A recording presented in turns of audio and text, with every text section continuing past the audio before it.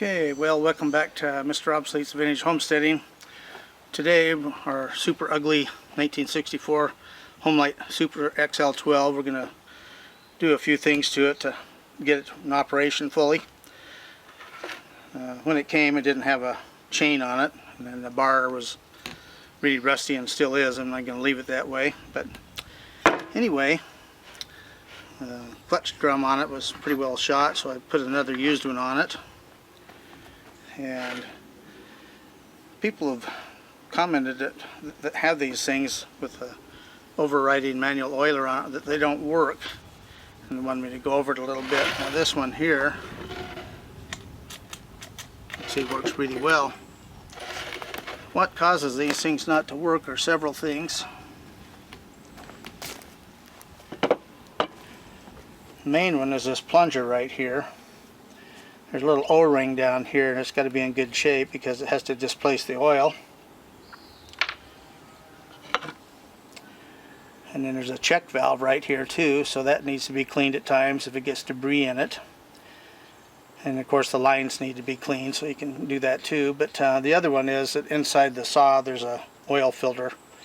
Sometimes those get plugged up too, so it's just best to take it all off, go through it and completely clean it. You'll be back in operation.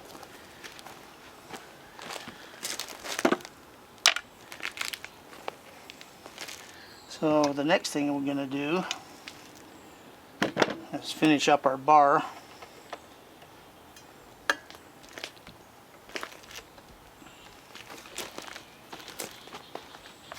The rails are pretty wide on this, and so we've got that to do here. Now they were pretty rusty and a little bit uneven. And I showed on the first video on this saw using this file. It's got a flat file in here, and then this goes up against the bar.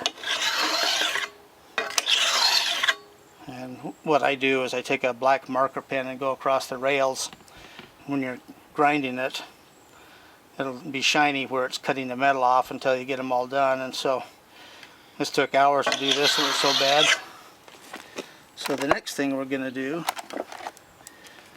is use the rail closer on it, so we'll be right back. Okay, well, this is what the tool looks like. This is a handle to pull it through.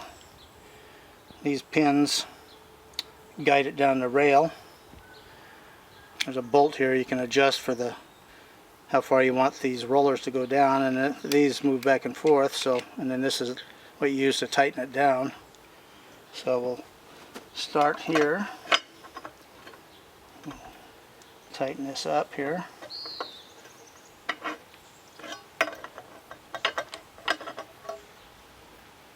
run that down,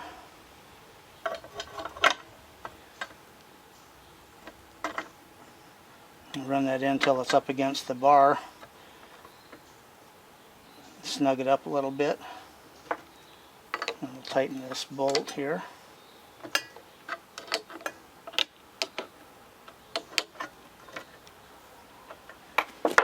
Then pull it through like that, and then we'll go back and measure it here.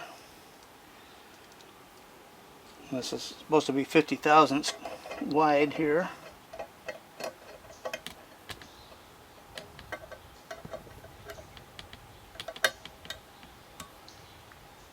And we're at 54, which is good. Okay, well, I'll do the other side and be back after I'm finished.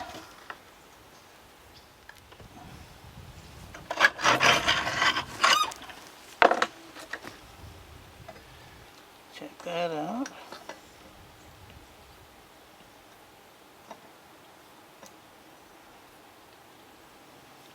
It's the same, so we're good.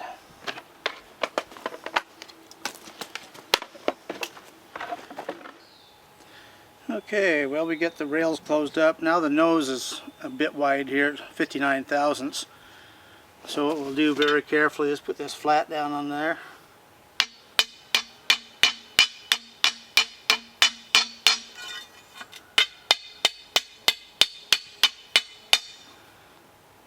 It looks pretty good, so we'll check it real quick.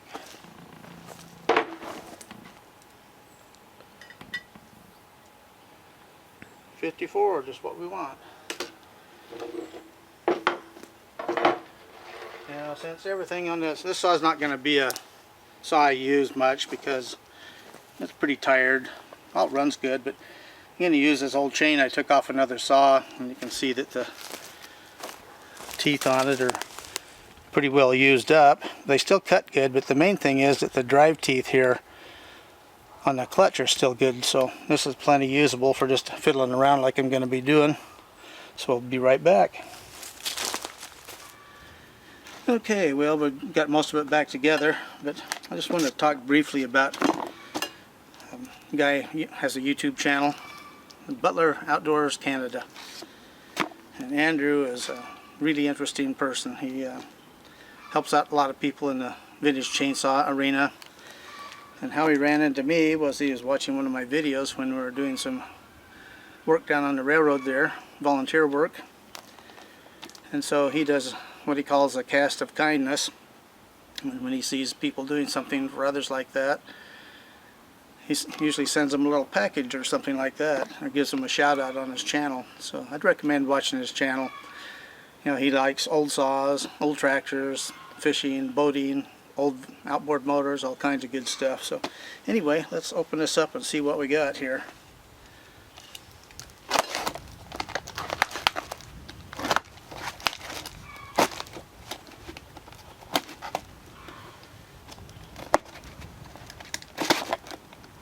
Tough tape. Did a really good job of packing this.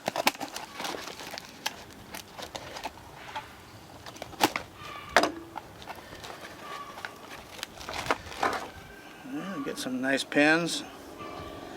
A cast of kindness on them. Something we can use.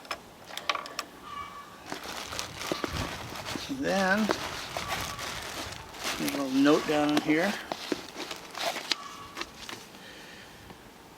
Well, this is good stuff here. But I'm going to talk about something else that we did. He recently got a little Macola Mini Mac 110, I believe it was, and it was like the first saw that he ever had, and he was really thrilled, but was missing some parts.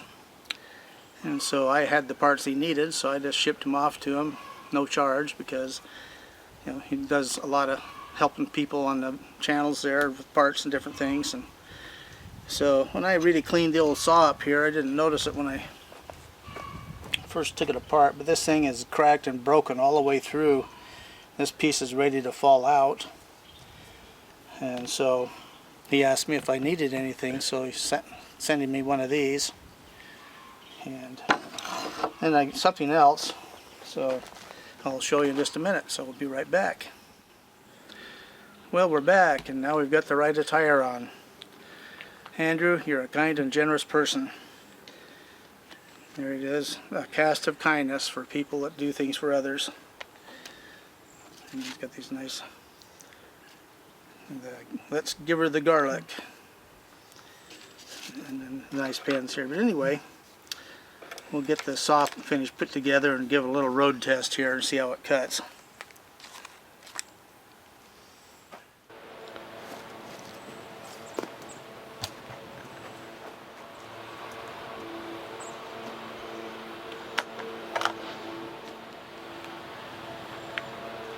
Okay, well, we got the saw warmed up, so I'll do a few cuts and see how it does.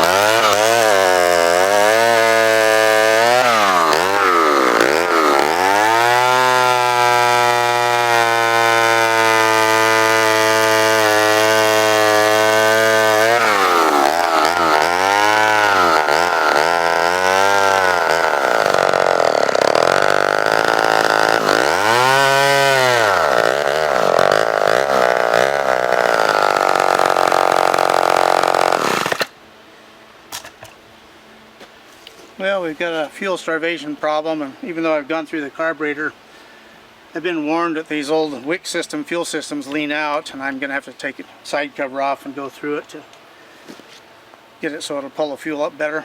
Anyway, it does run and cut. Amazing for such an old heap.